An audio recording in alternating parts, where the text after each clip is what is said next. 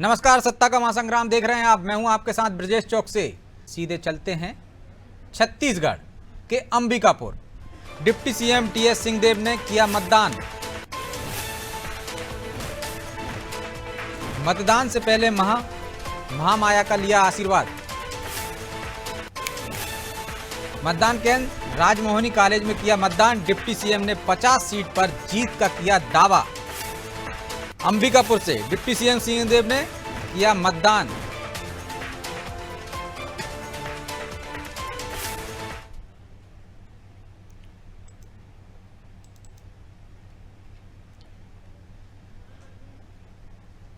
तो सुनिए क्या कह रहे हैं सिंहदेव।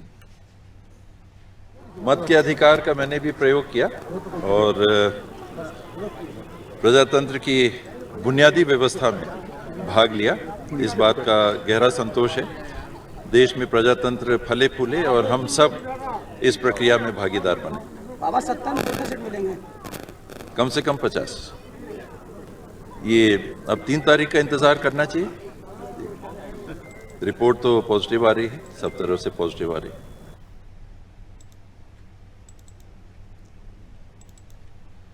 दिमनी विधानसभा में हिंसा का मामला सामने आया है। बीजेपी ने मुख्य चुनाव आयुक्त को सौंपा है ज्ञापन। अलग अलग बूथों पर उपद्रव के संबंध में ज्ञापन दिया गया है। दिमनी की खबर है ये। बीजेपी ने चुनाव आयोग में शिकायत की है।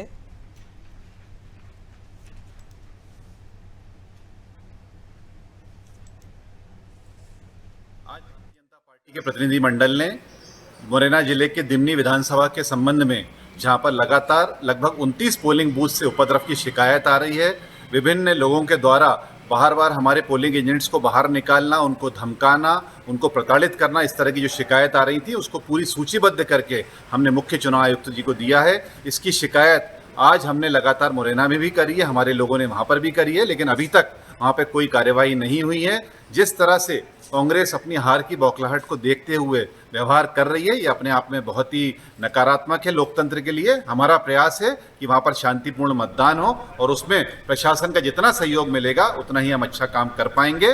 भारतीय जनता पार्टी तो दिमनी से के बाद इंदौर से भी झड़प की खबरें आ रही हैं। इंदौर 4 में मतदान के दौरान झड़प हुई है। एक दूसरे पर भीड़ ने किया हमला, पुलिस ने किया लाठीचार्ज।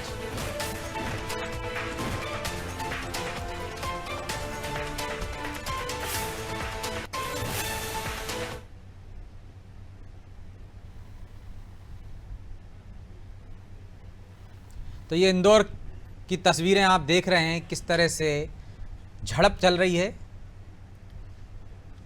मारपीट कर रहे हैं एक दूसरे से।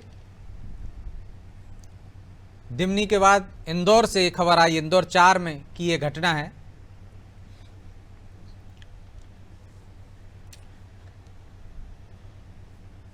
तो मध्य प्रदेश की 230 विधानसभा सीटों पर मतदान जारी है। इंदौर में चुनाव के बीच हिंसा हुई है। आपस में भिड़े बीजेपी कांग्रेस के कार्यकर्ता। इंदौर 4 में मतदान के दौरान झड़प की जो खबर, एक दूसरे पर भीड़ ने किया हमला, पुलिस ने किया लाठीचार्ज।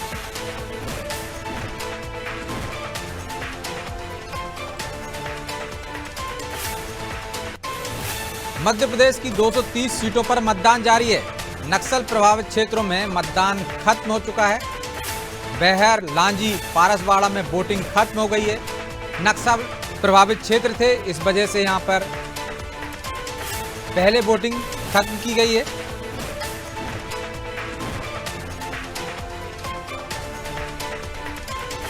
मंडला, बिछिया, डिंडोरी में भी मतदान खत्म।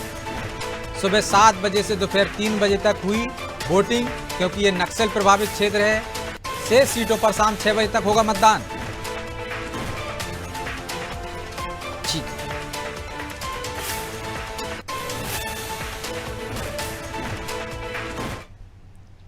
अब जरा जान लेते हैं हाई प्रोफाइल सीटों के बारे में। अस्मिता हमें बताएंगी, दर्शकों को बताएंगी किस तरह से वहां पे हालात हैं, कितना मतदान हुआ है।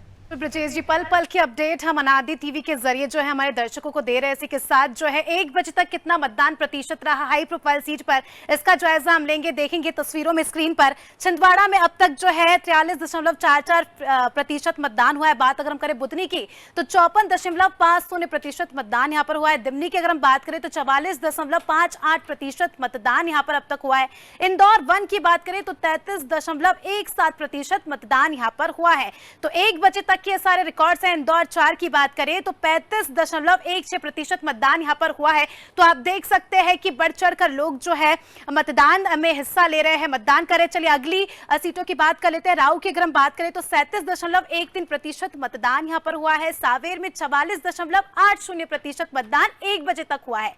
उज्जैन दक्षिण की अगर हम बात करें तो 36.00% मतदान उज्जैन दक्षिण में हुआ है।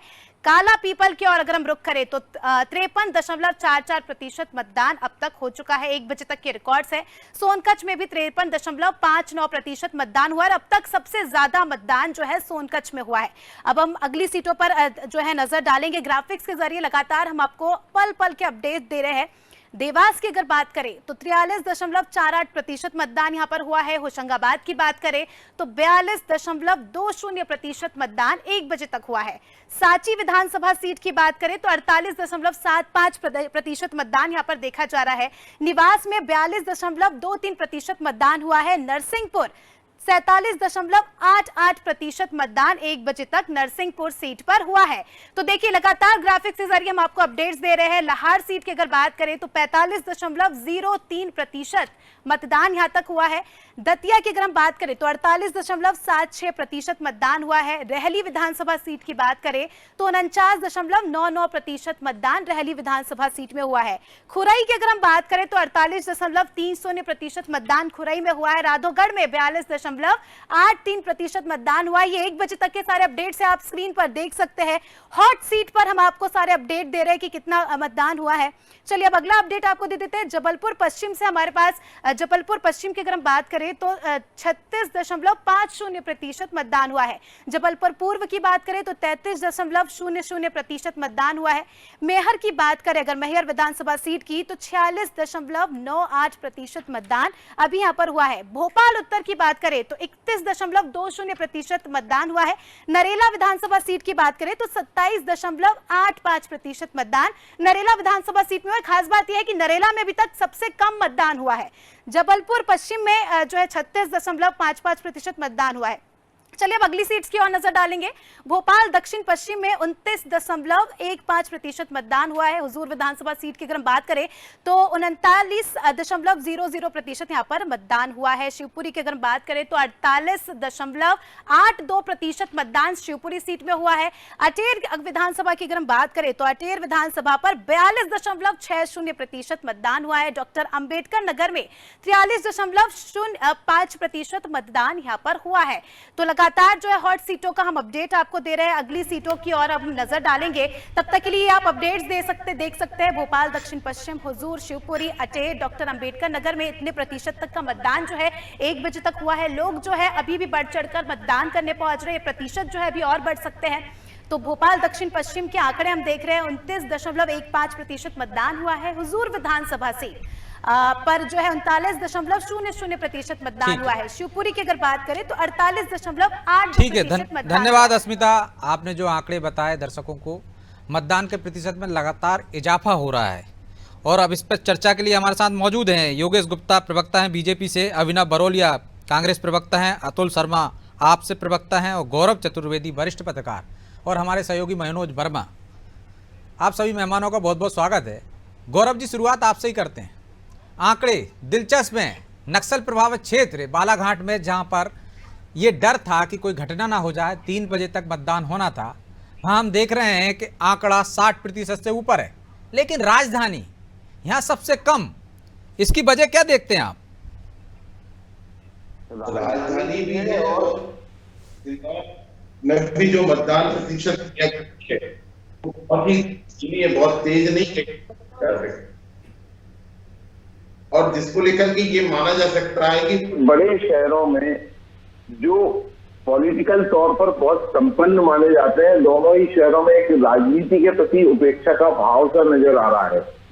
वोट कर सकते थे, वो नोटा में भी जा सकता था, अपने विरोधी दल को भी दे सकते थे, लेकिन उसके बाद भी वोटिंग पोल तक नहीं पहुंचना एक सबसे दुर्भाग्यपूर्ण घटना मानी जाएगी, क्योंकि इंदौर और भोपाल के जो मतदाता हैं वो सबसे ज्यादा जागरूक और सक्षम माने जाते हैं। उसके बाद भी ये अरुचि या तो अरुचि हो सकती है या फिर जो डाटा कलेक्शन है उस डाटा कलेक्शन में कहीं कोई गड़बड़ी है, क्योंकि चुनाव आयोग का वोटर टर्नआउट ऐप है उस पर भी ये लिखा गया है कि हो सकता है डाटा कलेक्शन में कुछ देरी हो रही हो, उसके कारण हमें ये कम परसेंटेज नजर आ रहा। तो इस अरुचि को दूर करने के लिए राजनीतिक दलों ने क्या प्रयास किए? बीजेपी हम एक तरफ देखते हैं कि वो लगातार प्रयास करती है कि किस तरह से वोटर को निकाला जाए। अभिनव जी, ऐसी कोई रणनीति नहीं थी, आपने जनता के भरोसे छोड़ दिया। वोटर को कैसे घर से निकालें, उसमें जोश भरने का काम तो किया, मुद्दे भी लाए आप, लेकिन वो घर से ही निकलेगा तो फायदा कैसे होगा? देखिए, हम तो आज सुबह से जब से डिबेट कर रहे हैं सारे चैनल्स पे, हम लगातार लोकतंत्र का पर्व है और हम चाहते हैं कि जमकर वोटिंग हो और इसमें हर वर्ग को भाग लेना चाहिए, युवा हो चाहे सब लोग हो। लेकिन अगर शहरों में ये हालत है तो ये दिखा रहा है कि कहीं ना कहीं एक बहुत बड़े बदलाव की तरफ जा रहा है ये प्रदेश, और साथ साथ दिख रहा है क्योंकि आप देखिए संविदा कर्मचारी, स्टूडेंट्स, युवा जो आज परेशानियों में है, महंगाई और तमाम मुद्दे अपन लगातार कई बार ब्रजेश जी इस पे बात कर चुके हैं, तो एक बड़े बदलाव की तरफ जा रहा है। और मैं तो अभी भी 3 घंटे बचे हैं और मैं आपके चैनल अनादि के माध्यम से मांग करूंगा कि लोग बढ़ चढ़कर अपने वोट का इस्तेमाल करें, जो भी पार्टी पसंद है और उस पर वोट करें, लेकिन वोट जरूर करें। तो बदलाव तो तब होगा ना जब वोट डालेंगे लोग।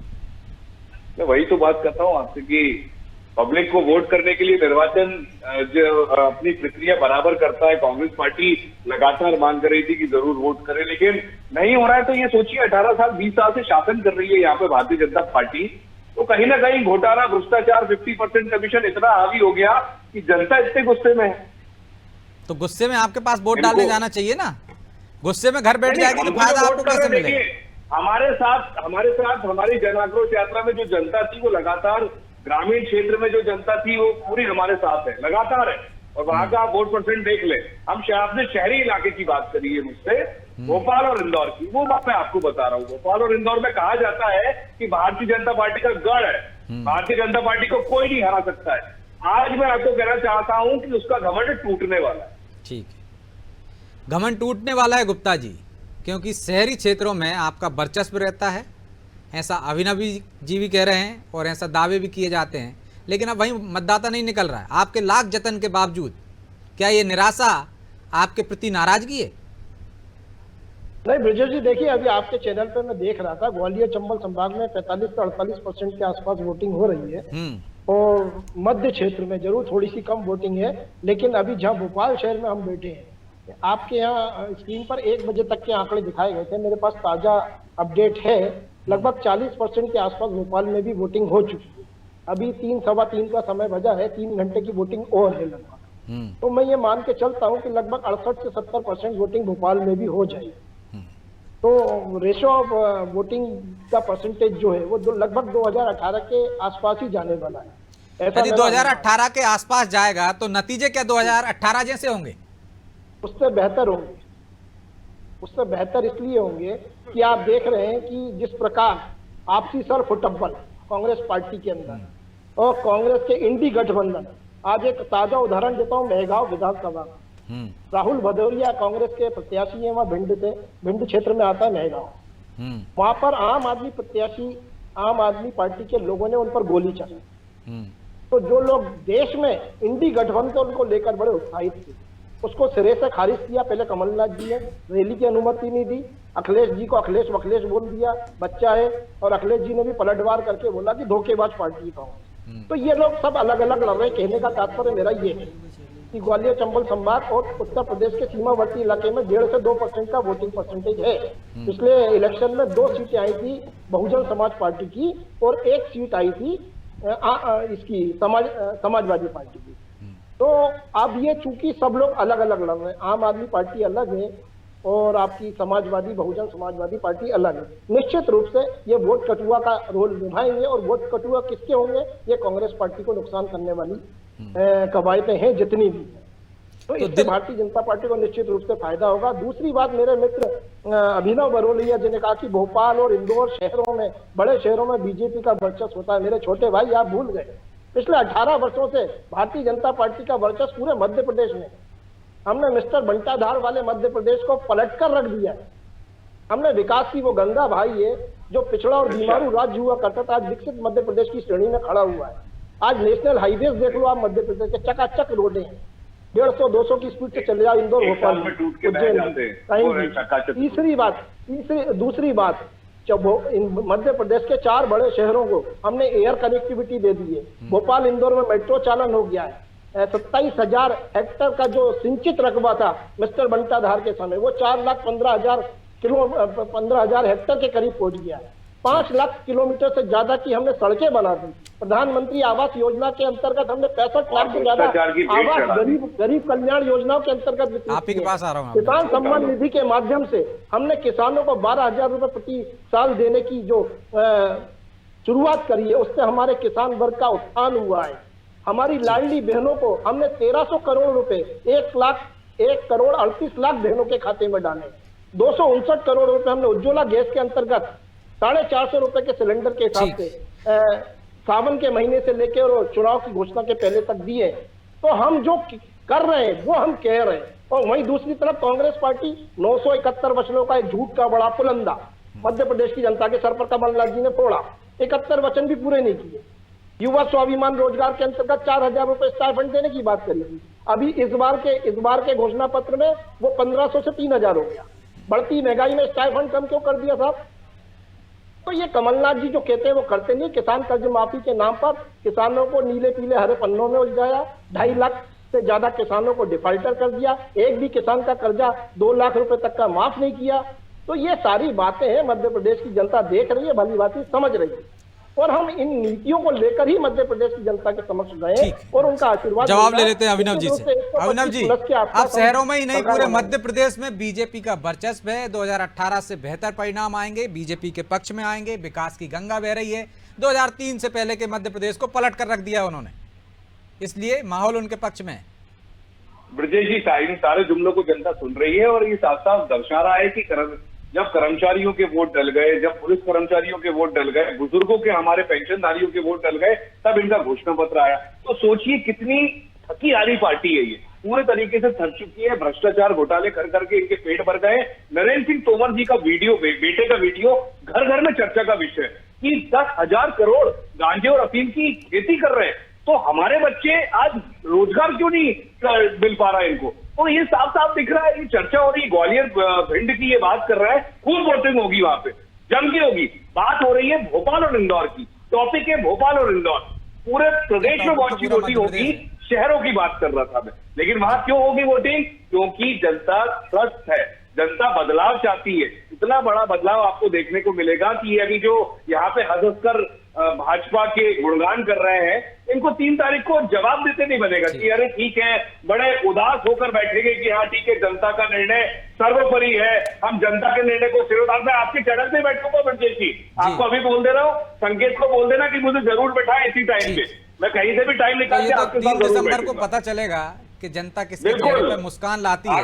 लेकिन अतुल जी, दिल्ली में आप एक हो जाते हैं और मध्य प्रदेश में आप कांग्रेसियों पर गोलियां चलाते हैं। कहाँ गोली चला दी? बीजेपी प्रवक्ता महोदय को मैं भी सुन रहा था। आम आदमी पार्टी कभी भी किसी प्रकार की हिंसा का ना समर्थन करती है और ना आगे भी करेगी, और ये आरोप प्रत्यारोप की राजनीति है। अभी वोटिंग परसेंटेज की बात चल रही थी, तो मैं एक बात जरूर कहना चाहूँगा कि पिछले बार से अभी तो इलेक्शन, अभी टाइम बचा हुआ है, 2-3 घंटे अभी हैं हमारे पास। पिछले बार से ज़्यादा मतदान इस बार मध्य प्रदेश में हो रहा है, यानी लोग अपने घरों से निकल रहे हैं। और जब जब मतदान का प्रतिशत बढ़ा है, तब तब बदलाव सुनिश्चित हुआ है। तो ये बदलाव की लहर है। ये पहले का दौर था अतुल जी, मैं आपको करेक्शन कराना चाहूंगा कि इस तरह के हमने देखा है, वोट परसेंट बढ़ा हो, चाहे गुजरात में बढ़ा हो, चाहे अन्य राज्यों में भी देखा, कई बार वो सत्ता पक्ष के फेवर में भी चला जाता है। तो ये पहले धारणा थी कि वोट प्रतिशत बढ़ा है तो वो सरकार के खिलाफ ही जाएगा, अब उसको प्रो इनकम्बेंसी भी कहते हैं। देखिए, अधिकांश जगहों की मैं बात कर रहा हूं कि आप अगर आंकड़ा उठा के देखेंगे तो जब जब वोट प्रतिशत बढ़ा है तो बदलाव हुआ है, और मध्य प्रदेश की जनता इस बार बदलाव के लिए वोट डाल रही है। अभी हमारे बीजेपी प्रवक्ता महोदय ने एक बात कही कि मध्य प्रदेश में विकास की गंगा बह रही है। अभी आप आज की बात मैं बता रहा हूं, जैतपुर, ब्यौहारी और डिंडौरी जिले की 2 विधानसभाएं अपने बुनियादी मुद्दों के आधार पर चुनाव का बहिष्कार कर चुकी हैं। कहीं पानी का मुद्दा है, कहीं सड़कों का मुद्दा है, कहीं अच्छी स्कूल का मुद्दा है। तो आपके विकास की गंगा में ऐसी कई विधानसभाएं हैं, ये कहाँ पीछे छूट जाती हैं। तो ये झूठ बोलना बंद करिए। इतने बड़े चैनल में आप बैठ के और अपने विकास की गंगा को बहा रहे हैं, झूठी विकास की गंगा को बहा रहे हैं, झूठा। लेकिन अतुल जी, आपने कहा कि बदलाव के लिए वोट है, तो ये बदलाव कांग्रेस की तरफ जा रहा है या आपकी तरफ आ रहा है? देखिए, अब कल की बात कल ही करेंगे हम, और बाकी हमारा शीर्ष नेतृत्व बैठा है फैसला लेने के लिए। पर यह जरूर एक बात मैं आपके चैनल के माध्यम से कहूंगा कि आम आदमी पार्टी केजरीवाल जी की गारंटियों को मध्य प्रदेश की जनता इस बार स्वीकार रही है, और वो वोट में भी कन्वर्ट होगा और हम अच्छी खासी सीटें जीत कर आएंगे। योगेश जी तो कह रहे हैं सिर्फ आप वोट कटवा पार्टियां हैं। अब कहने दीजिए, कभी न कभी बीजेपी भी पहली बार किसी राज्य में चुनाव लड़ी होगी, उसको भी बोले होंगे कि वोट कटवा पार्टी आ गई है। तो ये कोई तथ्य और प्रमाण, ये सब चीजें उलझाने वाली चीजें हैं। अब वोट किसका कटेगा? जनता वोट काटने के लिए कहाँ देती है, वो तो अपने बेसिक मुद्दों पे देती है। उनको जो सुविधाएं देगा, जो सुविधाएं वो देख रही हैं, उस आधार पे वोट देती हैं। तो ऐसा कुछ भी नहीं है। तो योगेश जी, मोदी जी की गारंटी पर नहीं, केजरीवाल की गारंटी पर प्रदेश की जनता वोट देने जा रही है। देखिए ब्रजेश जी, बड़े ही हास्यास्पद बयान दिए मेरे आम आदमी पार्टी के मित्र ने, जिस पार्टी के आधा दर्जन लोग शिक्षकों के पीछे बैठे हुए और वो भ्रष्टाचार पर लंबी चौड़ी बातें कर रहे हैं। इन्होंने पूछा गोली चालन का हुआ, मैंने बताया ना, मेहगांव विधानसभा में भिंड के जो कांग्रेस के प्रत्याशी हैं राहुल भदौरिया जी, उनके ऊपर गोली चालन हुआ।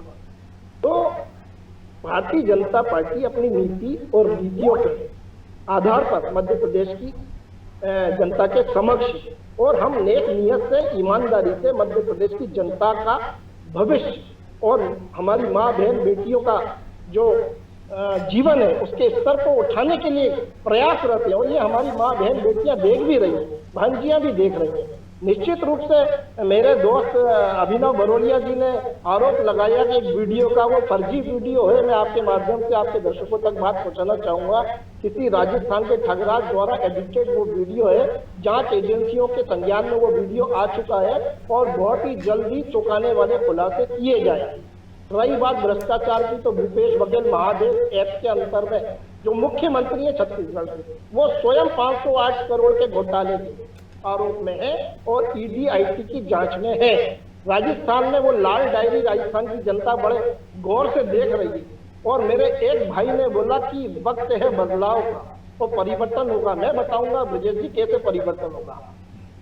पश्चिम बंगाल में 35 साल से कांग्रेस खत्म, उत्तर प्रदेश में 25 साल से, गुजरात में 28 साल से, देश में 10 से 12 उड़ीसा में 30 साल से। ये मध्य प्रदेश में कांग्रेस का इतना लचर संगठन है। बुरी स्थिति में होने के बाद थके हारे लोगों के हाथ में मध्य प्रदेश की कमान है, जो घर बैठकर और केवल सोशल मीडिया पे चिड़िया उड़ाते हैं। ना कभी मध्य प्रदेश की जनता के बीच में धरातल पर उतरे, ना मध्य प्रदेश की जनता के जीवन स्तर से जुड़ी हुई किसी समस्याओं को लेकर सदन से लेकर सड़क तक धरना प्रदर्शन किया।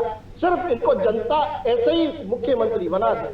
बाप बेटे एक दूसरे को ही मुख्यमंत्री बनाकर खुश हैं, एक दूसरे के कपड़े फाड़ रहे, एक मुख्यमंत्री दूसरे मुख्यमंत्री, गाली गलौज हो रही है, मार पिटाई हो रही है। 4 दिन पहले प्रदेश कांग्रेस कार्यालय में सिर्फ टब्बल हो गई, आपस में ही लड़ रहे हैं। तो ये मध्य प्रदेश की जनता देख रही है, भली बात समझ रही है, कहाँ से जन आशीर्वाद मिलेगा। ठीक, आ रहा हूं अभिनव जी आपके पास। मनोज जी, भ्रष्टाचार का भी एक मुद्दा रहा है इस बार बीजेपी को घेरने के लिए कांग्रेस ने, हमने देखा किस तरह से 50% कमीशन की बात की। क्या आपको लगता है कि इसको स्थापित कर पाई कांग्रेस या बीच में ही छोड़कर चली गई?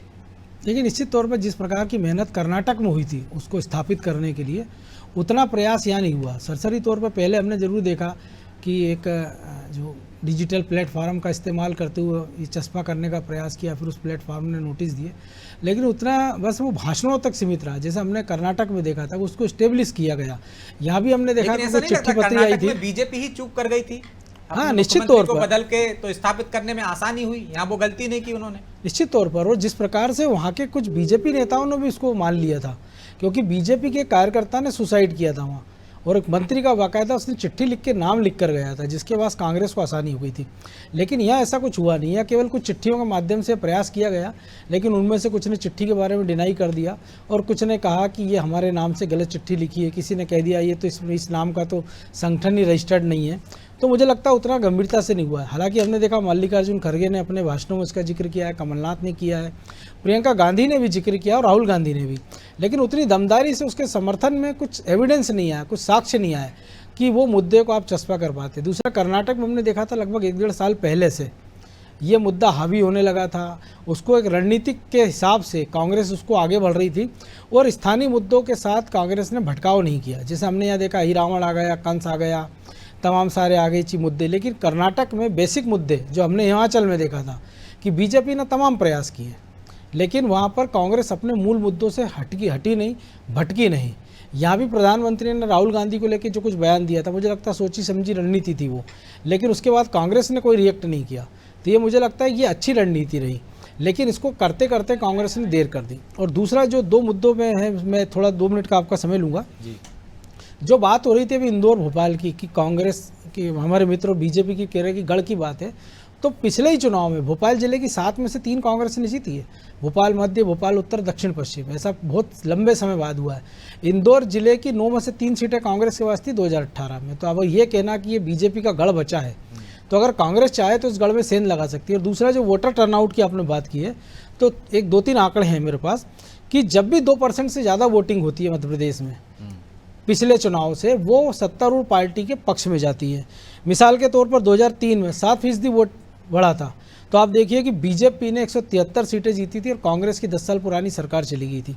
इसके बाद 2008 में 2% वोटिंग ज़्यादा हुई, सरकार बीजेपी की बनी, हालांकि उनकी 30 सीटें कम हुई, लेकिन 150 का आंकड़ा फिर भी उन्होंने उसके आसपास पहुंच गए थे।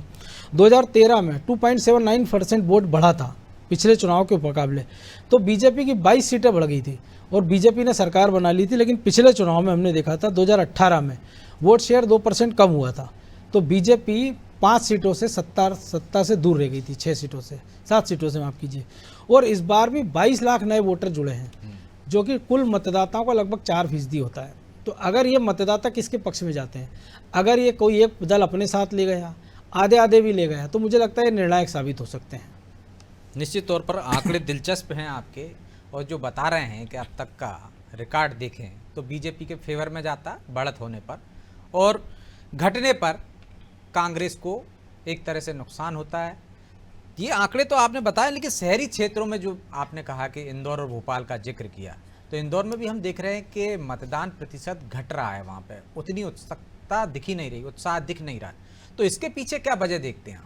ये निश्चित तौर पर चिंता का विषय है कि जिस शहर को देश भर में अव्वल है स्वच्छता के मामले में, बाकी कई सारे नवाचार हुए, वहाँ के व्यापारियों ने कई सारी छूटें दी कि अगर आप 12 बजे के पहले वोट डालकर आते हैं तो वहाँ की जो प्रसिद्ध 56 दुकान है कि आपको पोहा जलेबी मुफ्त मिलेगा। नगर निगम ने कहा कि अगर आप 12 बजे के पहले वोट डालते हैं और आपको हमको शाही का निशान दिखाते हैं तो आपको इंदौर का जो जू है उसमें फ्री प्रवेश मिलेगा। और तमाम सारी सरकार की, चुनाव आयोग की तरफ से और जिला निर्वाचन अधिकारी की तरफ से, व्यापारी संगठनों की तरफ से इसमें छूट देने की बात की गई थी। लेकिन ये एक चिंता का विषय है, क्योंकि पढ़े लिखे शहरी लोग हैं इंदौर में, लेकिन वहाँ भी हमने देखा जो ग्रामीण इलाका है देपालपुर, वहाँ पे वो वोटर टर्नआउट बाकी के मुकाबले बढ़ा है।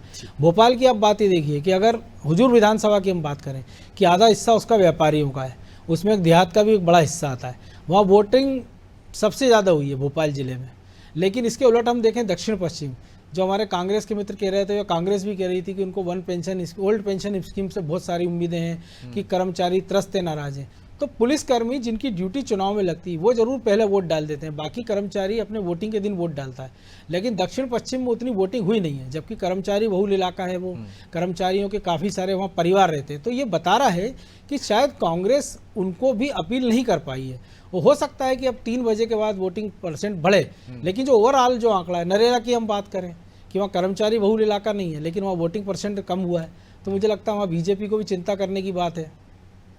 तो चिंता तो दोनों के लिए है। यदि कर्मचारी बहुल क्षेत्र में कर्मचारी वोट नहीं डाल रहे हैं ज़्यादा, तो कांग्रेस को चिंता करनी चाहिए कि उनका ओल्ड पेंशन का जो दाव था वो कितना सफल हुआ। और बाकी क्षेत्रों में यदि वोट प्रतिशत नहीं बढ़ रहा है तो बीजेपी के लिए चिंता की बात है, क्योंकि वोट प्रतिशत बढ़ता है तो उसको फायदा हो जाता है। और क्योंकि वो 51% वोट की बात कर रहे हैं और ना, जिस तरह से उसने रणनीति बनाई है बूथ स्तर तक, पन्ना स्तर तक, मोहल्ले स्तर तक, तो वोट प्रतिशत उसको बढ़ाने में फायदा हो सकता था। गौरव जी, लेकिन हमने देखा है कि जो असल मुद्दे जहां से कांग्रेस ने शुरुआत की थी बीजेपी को घेरने की, महंगाई, बेरोजगारी, भ्रष्टाचार, क्या आपको लगता है बाद में आधी आबादी, ओबीसी और जातिगत जनगणना पर आ गए, इस कारण असल मुद्दे पीछे ये उतने असरकारक नहीं है? ओबीसी या जातिगत जनगणना ये तो केंद्र का काम है, राज्य में आप कर भी लोगे तो क्या कर लोगे? नहीं ब्रजेश जी, मुद्दे अगर देखे जाए तो भाजपा के और कांग्रेस के कमोवेश एक ही रहे, एक ही तरीके की घोषणाएं रही, एक ही तरीके का कामकाज रहा। सिर्फ जाति जनगणना कांग्रेस का एक अलग मुद्दा रहा, लेकिन ताजा रुझान के अनुसार लगभग 5.45% मतदान मध्य प्रदेश में हो चुका है। और उसके बावजूद भी, ये 3 बजे तक की स्थिति बता रहा हूँ, उसके बावजूद भी इंदौर, ग्वालियर, जबलपुर और भोपाल, ये चारों बड़े शहर मतदान की गति से बहुत धीमे तौर पर जा रहे हैं। और इसका ये कारण मुझे जो 2-3 चीजें सोशल मीडिया पर देखते हुए आई हैं, एक तो मतदान की गति धीमी होने का कारण प्रक्रिया में विलंब हो रहा है कहीं, दूसरा अरुचि है, और तीसरा जो आपने कार्यकर्ताओं की बात छेड़ी थी, कार्यकर्ता अभी तक किसी भी पार्टी के वोटर्स को निकालने के लिए सड़क पर नहीं आए हैं। और ये इंडिकेशन दोनों ही पार्टियों के लिए खतरनाक है, कोई सामान्य घटना नहीं। तो नगरीय निकाय से कोई सबक नहीं लिया योगेश जी? जिस तरह से वहाँ कम मतदान हुआ था, बाद में एक्टिव हुआ, मुख्यालय से फोन किए गए, कार्यकर्ताओं को चार्ज किया गया, तब जाकर मतदाता निकला। लेकिन क्या आधी आबादी पर ही पूरा फोकस रहा? इसी के भरोसे है बीजेपी? नहीं ब्रजेश जी, मैं आपसे सहमत हूँ। देखिए, चुनाव आयोग ने भी काफी प्रयास किए मतदान का प्रतिशत बढ़ाने के लिए, और आज सुबह तक उन्होंने प्रयास किए।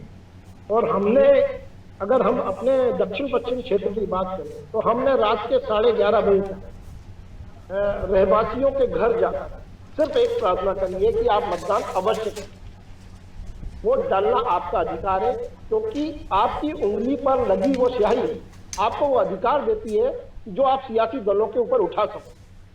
इतना तक हम समझाकर आए हैं, और हमारा ये मानना है कि दक्षिण पश्चिम विधानसभा का जो वोट का परसेंटेज है वो लगभग 65 से 70% के आसपास जाएगा, निश्चित रूप से जाएगा। और हमारा जो 11,000 शक्ति केंद्रों के माध्यम से हम 65,438 बूथों तक पहुंचे हैं, वो निश्चित रूप से अपेक्षित परिणाम हमको दिलवाए। चलिए, हम आपको कुछ बातचीत सुना देते हैं जो हमारे सहयोगी ने मतदाताओं से की है मतदान के दौरान। चलिए, कि ये आधी आबादी भी उसमें शामिल है, क्या कहती है? ये मध्य प्रदेश की आधी आबादी है और इन लोगों का इसमें बड़ा रोल होता है किसी भी सरकार को बनाने में। क्या नाम पड़ेगा आपका? आकांक्षा प्रसाद। आकांक्षा जी, ये बताइए, आप मतदान करने आई हैं, तो भी आपके दिल और दिमाग में क्या चल रहा है? किन मुद्दों पर इस बार वोट करने वाली हैं आप लोग? क्योंकि आप महिलाएं आधी आबादी हैं, आप लोगों का जो भी फैसला होगा उसे सरकार बनेगी और बिगड़ेगी। जी, ऐसा है कि जो अपना काम करे हमेशा इनको वोट देना चाहिए। तो क्या मुद्दे देखती हैं? करे सब मदद तो सभी पार्टियां करें, हम करेंगे, वो करेंगे, लेकिन आप क्या मुद्दों को देखती हैं? किन मुद्दों को देखती हैं? कोई सोचे। अच्छा, कुछ तो फैसला लेंगे।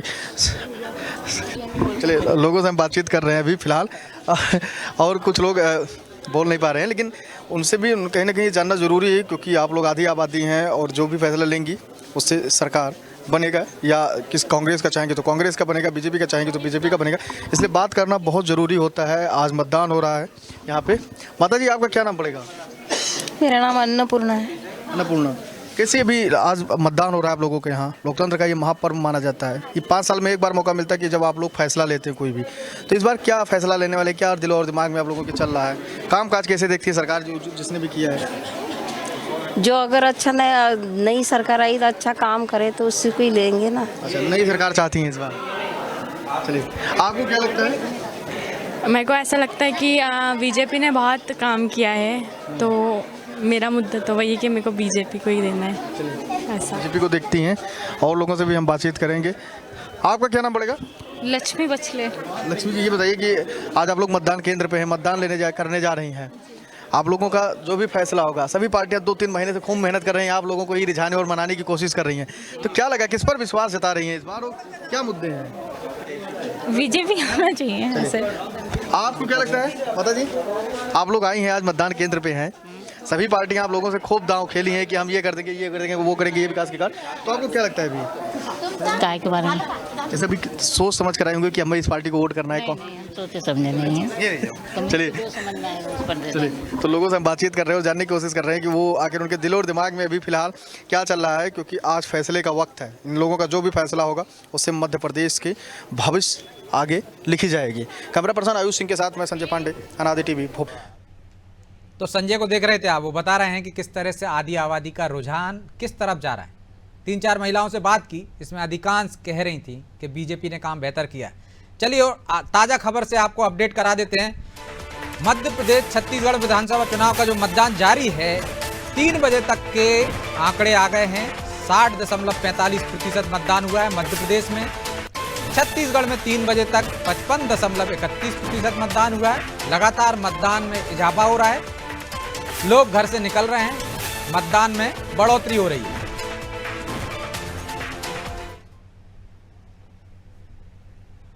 गुप्ता जी, खुश तो बहुत होंगे आप महिलाओं को सुनकर, क्योंकि अधिकांश कह रही थी कि बीजेपी ने बेहतर काम किया है। निश्चित रूप से हमारी लाडली बहनों ने ये साबित कर दिया कि उनका आशीर्वाद लाडले भैया और लाडले मामा के साथ है।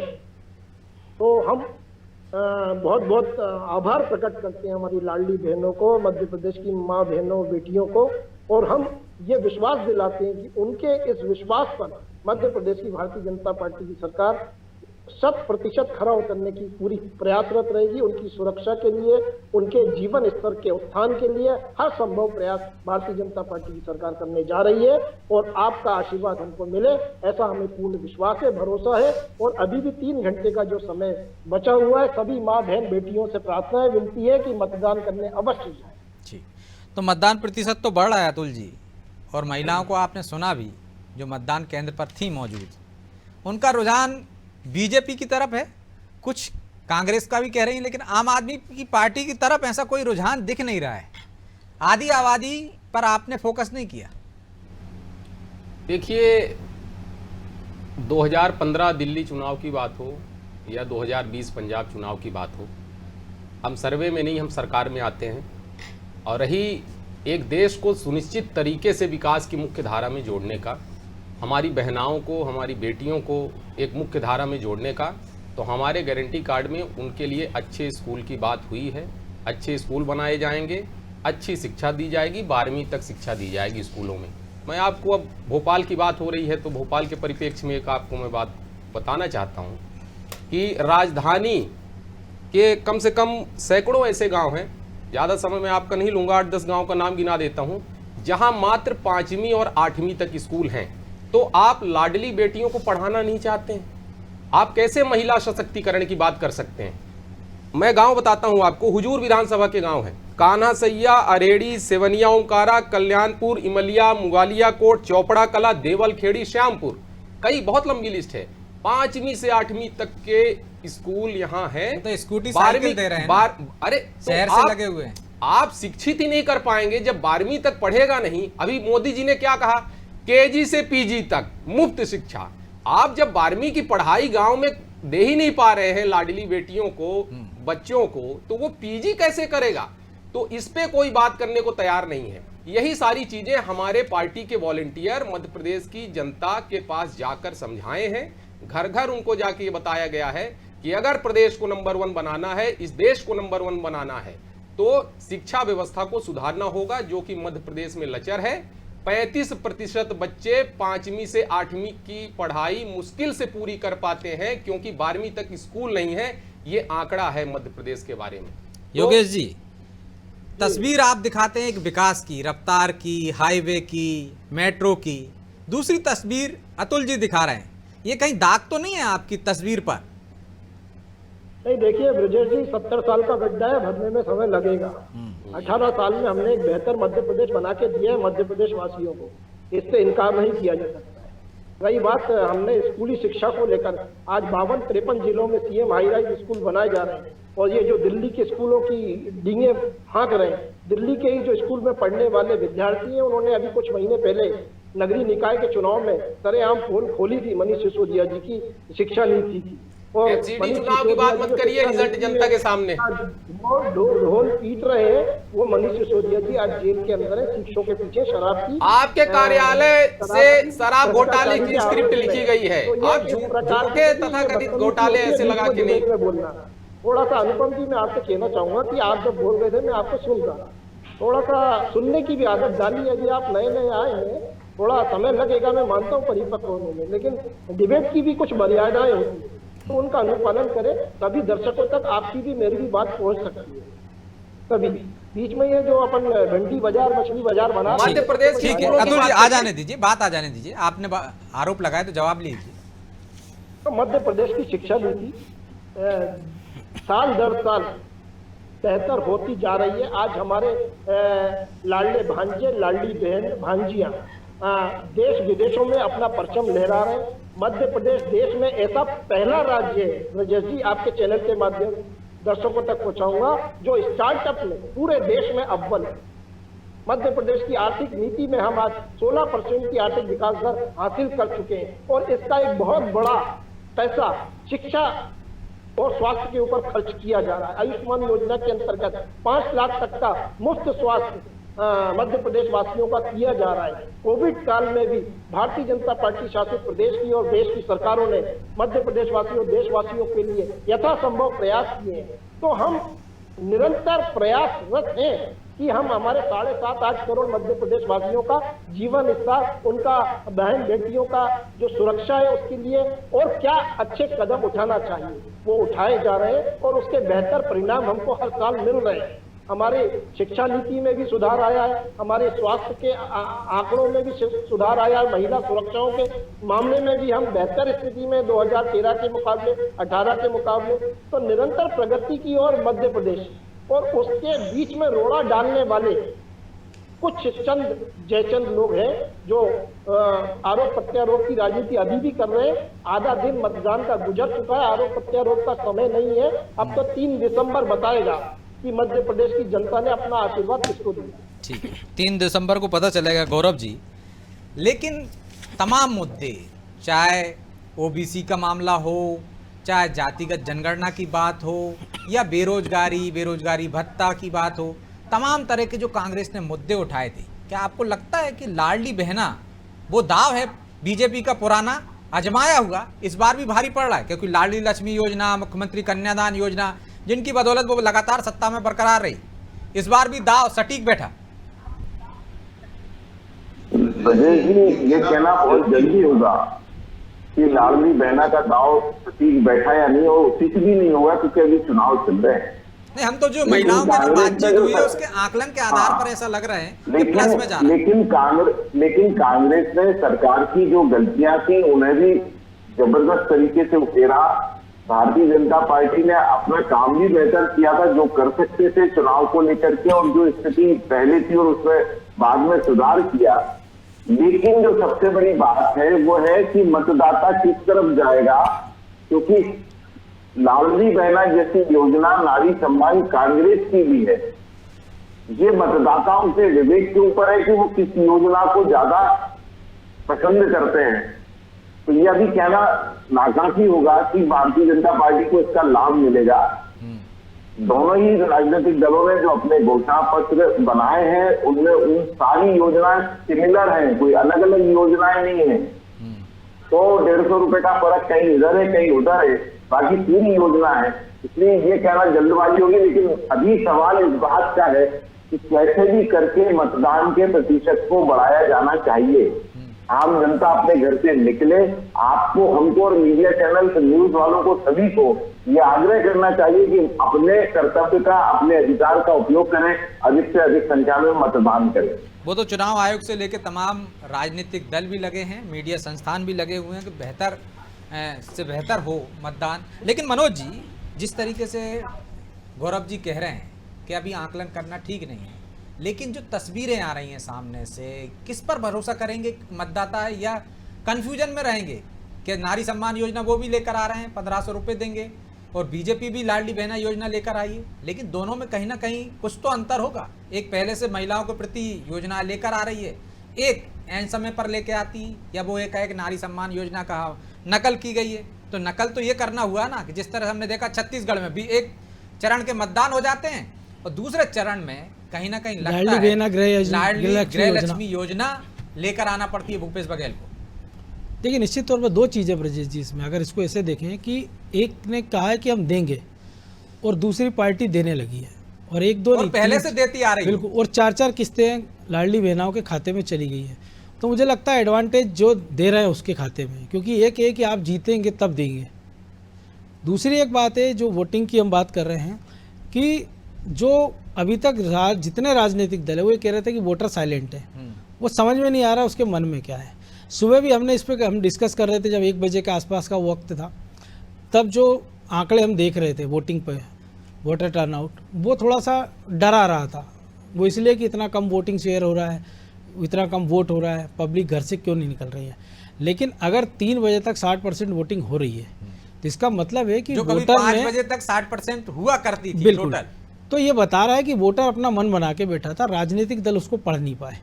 अब उस वोटर के मन में क्या था। अगर हम योजनाओं की बात करें, तो अगर सरकार के खिलाफ एंटी इनकम्बेंसी होती, तो जितने सर्वे हैं जो कांग्रेस को एज दे रहे थे, लेकिन उसमें मुख्यमंत्री के तौर पर सर्वाधिक लोकप्रिय चेहरा शिवराज सिंह चौहान, तो ये बताता है कि हो सकता है कि बिल्कुल कि उम्मीदवार के प्रति एंटी इनकम्बेंसी हो सकती है। और ये हमने 2018 में भी देखी है कि कांग्रेस बहुमत के पास पहुंची थी, लेकिन उसके कई बड़े नेता चुनाव हार गए थे। बीजेपी के तमाम सारे मंत्री कई सारे चुनाव हार गए थे। तो कई बार होता है एंटी इनकम्बेंसी चेहरों के प्रति होती है, कई बार होता है कि किसी व्यक्ति के प्रति होती है, कई बार पार्टी के प्रति होती है, लेकिन पार्टी के प्रति एंटी इनकम्बेंसी इस पूरे चुनाव में दिखाई नहीं दी है। क्योंकि अगर ऐसा होता तो कई सारे जो मंत्री हैं जो सर्वे में दिखा रहे थे आसानी से जीत रहे हैं, वो सारे के सारे हार की कगार का सामना करना पड़ता है, क्योंकि मुख्यमंत्री के साथ जितने फैसले होते हैं उन सब में बराबर के सहभागी होते हैं।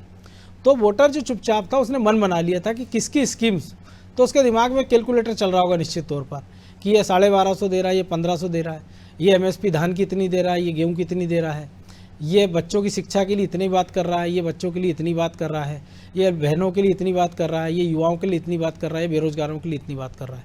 तो मुझे लगता है ये तोल मोल के जो उसने एक मन बनाया होगा, और जो बीजेपी ने रणनीति बनाई थी कि पन्ना प्रमुख, अर्ध पन्ना प्रमुख, त्रिदेव, तो और जो प्लान हो रहा था 2 दिन पहले तक, VD शर्मा जो प्रदेश अध्यक्ष हैं बीजेपी के, कि उन्होंने अपने वोटरों से कहा था कि जो बूथ के लोग हैं वो सबसे पहले अपना वोट डलवाइए, 6:30 बजे उठिए, पड़ोस के 3 लोगों को आप ले जाइए और अपने वोटर को 12 बजे तक निकलवाइए और 50% वोटिंग करा दीजिए। ठीक है, 12 बजे तक ना हुई, लेकिन 3 बजे तक 50% से ज़्यादा हुई। अब मान लें कि 2-2:30 बजे हुई 50%, तो इसका मतलब है अगर VD शर्मा या बीजेपी की रणनीति कारगर है, वो अपने वोटरों को निकालने में सफल रहे हैं, तो यह निश्चित तौर पे बीजेपी के लिए फायदेमंद साबित हो सकता है। लेकिन अगर भोपाल के संदर्भ में हम बात करें, तो आप देखिए बैरासिया में 50% से ज़्यादा मतदान हुआ है केवल, और हुजूर में 50% के आसपास है। बाकी मध्य, नरेला है, दक्षिण पश्चिम में या 50% से कम वोट गिरा है अभी तक। तो मुझे लगता है या तो बीजेपी ने कहीं चूक की है, क्योंकि यहाँ भी कांग्रेस ऐसी स्थिति में 3 दिसंबर को पता चल जाएगा मनोज जी के मतदाता के मन में क्या था। 12 समय की बाध्यता है, इसलिए चर्चा को यहीं विराम देना होगा। आप सभी मेहमानों का बहुत बहुत धन्यवाद। तो मतदाता अपने मन में ठान चुका था, मन बना चुका था कि उसे किसको वोट देना है, किस आधार पर देना है, किन योजनाओं के आधार पर वो अपने मताधिकार का उपयोग करेगा। क्या राजनीतिक दल उसके मन को पढ़ पाए हैं या उनके दावे खोखले निकलते हैं?